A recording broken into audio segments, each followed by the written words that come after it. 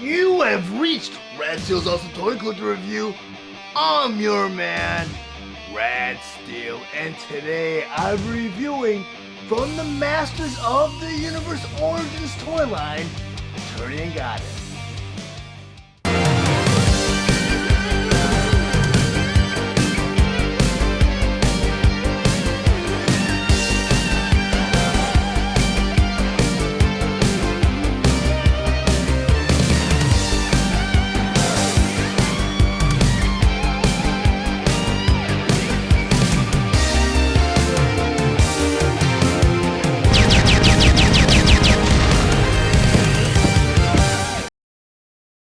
Masters of the Universe, Eternian Goddess, Guardian of Power in the Universe. But before I get into the actual review, I just want to go over some of the spectacular details on the packaging.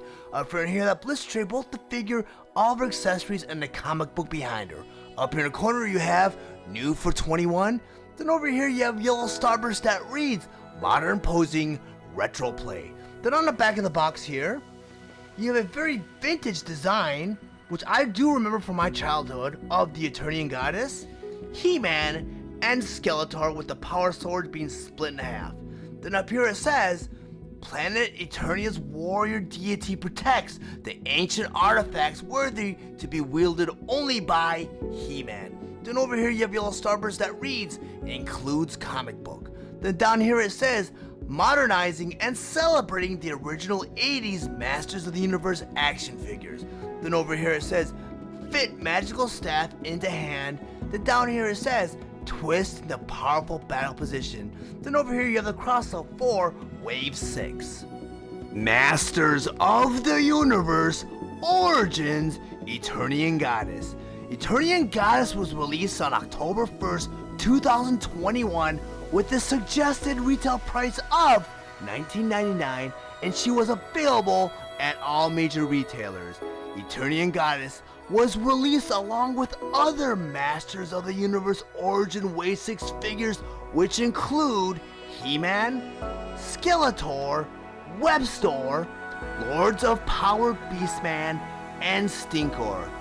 Eternian Goddess has 16 points of articulation, and her accessories include her magical staff, shield, and comic book.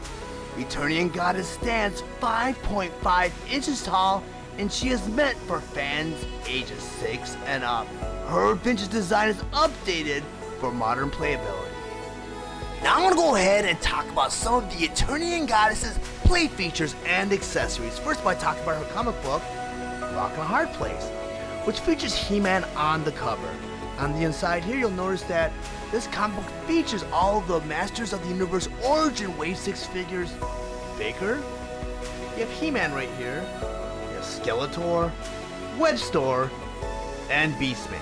Then on the next page here, you have Stinkor up here, and you have the Eternian Goddess. You have a special appearance by Prince Adam. Then on the final page here, you'll see that He-Man overcame all the villains and got his power sword back. On the back cover here, you have the cross-sell for Wave 6.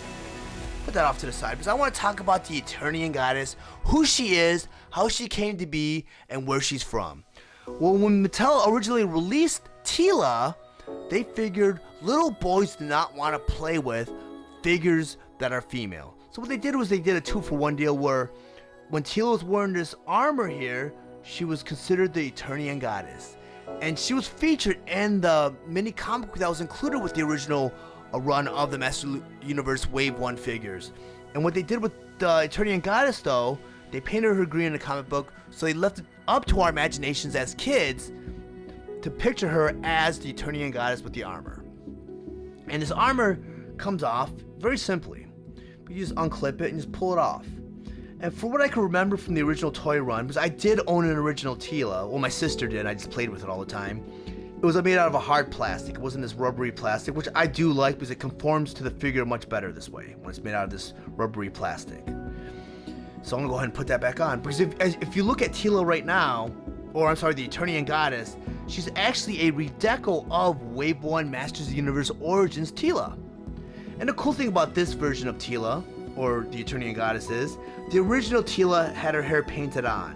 So if you played with Tila and she survived your childhood, most likely the paint's already chipping off. Well, you won't have that problem with this version of the Eternian Goddess Tila. But I think this headpiece is painted on, so you have that you might have the paint over time come off the crown, which I doubt because the paint quality is much better than it was back in the 80s. I want to go ahead and put this chest armor back on. I want her, because I am featuring the Eternian Goddess, not Tila. Just clip it right back on, and like I said, I do like that they made the armor for the Origins figures made out of that softer rubbery plastic. Now you have the staff. And I don't have my Tila on hand to do a side-by-side comparison, but this staff to me is very close to the original. I do remember the original staff being redder. I'm going to put that in her hand. And you also have the shield. And the shield, same thing, it's made out of a harder plastic. It's not the rubbery plastic the armor's made out of, but I do remember it being a redder plastic. Next thing is it's got a little clip in the back, and the hand's molded so it holds that shield. So now you have the Eternian Goddess, fully armed and loaded.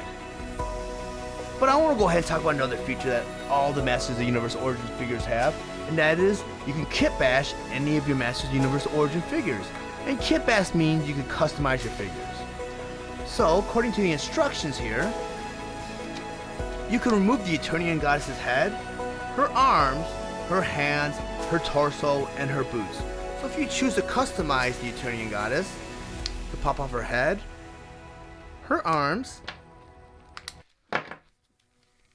right here. And I'm going to go ahead and I'm going to grab Evelyn from Wave 5, I believe. I'm going to go ahead and pop off her head and her waist.